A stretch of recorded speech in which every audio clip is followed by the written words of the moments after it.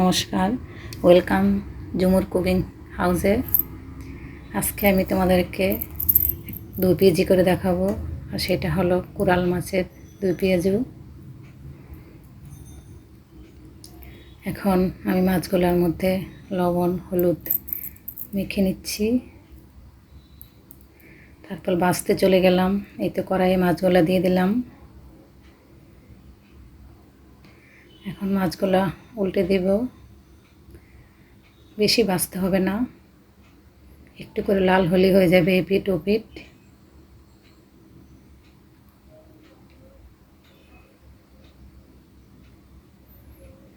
দেখো বন্ধুরা, আমি সবগুলো মাছ ভেজে নিয়েছি।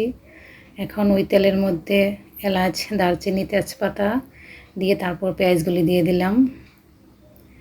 একটু পেঁয়াজগুলো নাড়াচাড়া করে নিলাম। তারপর মশলা নিচ্ছি, এখানে হলুদ মরিচ লবণ জিরা।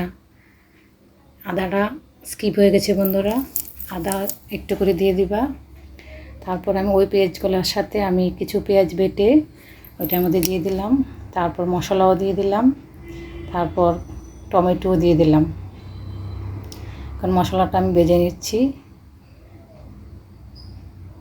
একটু জল দিয়ে মশলাটা ভেজে নিচ্ছি। এই তো আমার তেলটা বেশি উঠছে। আমার মশলা কষানো হয়ে গিয়েছে। এখন আমি এটাতে জল দিয়ে দিব।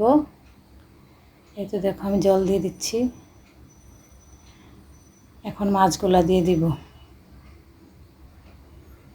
তো একে একে সবগুলো মাছ দিয়ে দিব।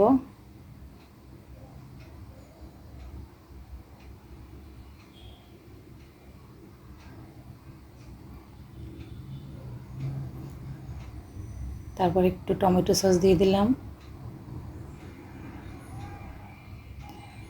একটু এলাচ দারচিনি গুঁড়া দিয়ে দিলাম। এই তো আমার রান্নাটা হয়ে গেছে।